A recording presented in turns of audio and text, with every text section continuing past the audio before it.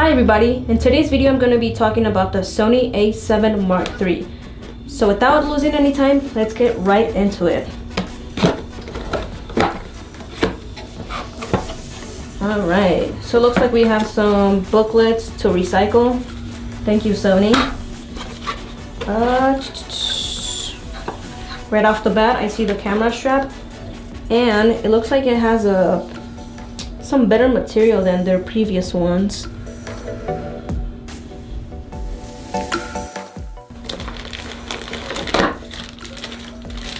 So here we got the new and improved battery.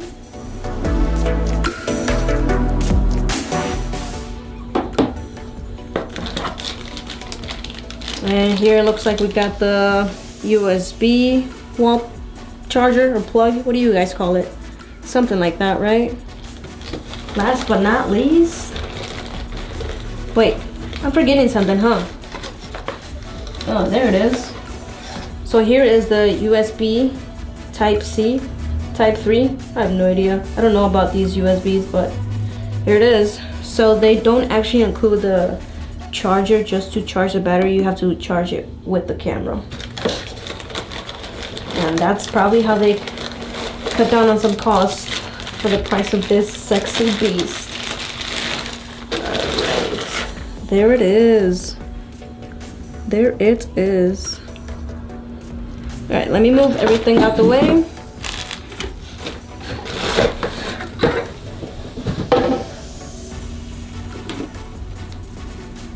First impressions, feels really nice in my hand.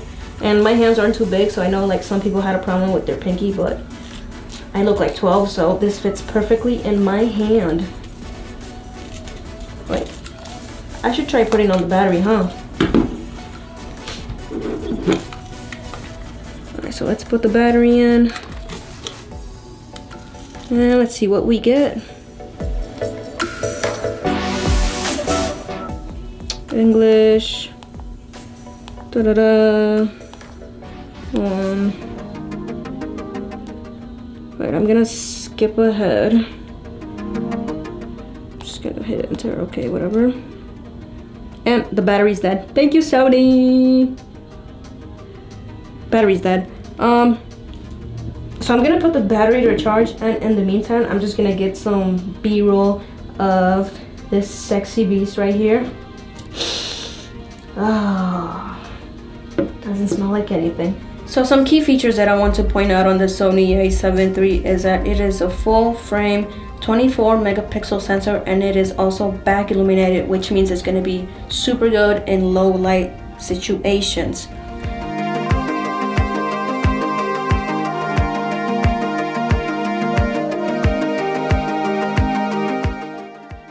Autofocus. Autofocus is good. It's really good. 693 phase detection points and 425 contrast detection points. It has the same system as a Sony A9, which is a camera that's running for about $4,500 as we're speaking.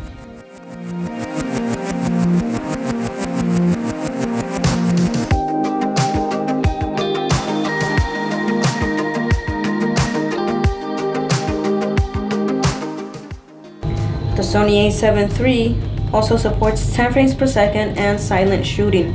It does 4K at up to 30 frames per second with a 1.1 or 1.2 crop, and it does full HD at 60 frames per second and 120 frames per second with no crop, which is great.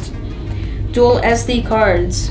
You got your dual SD cards for those that have been asking. It has a weather seal design, which is great for any kind of scenario, you know?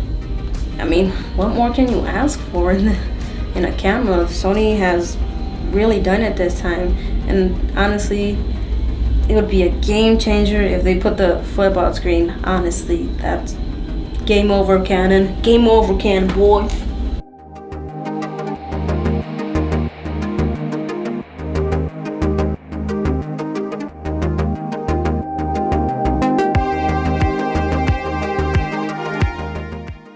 On top of the camera, we have the power on and off. We have two custom buttons. We have an exposure compensation dial, and then we have the main dial for program, aperture priority, shutter priority, manual mode, that kind of good stuff.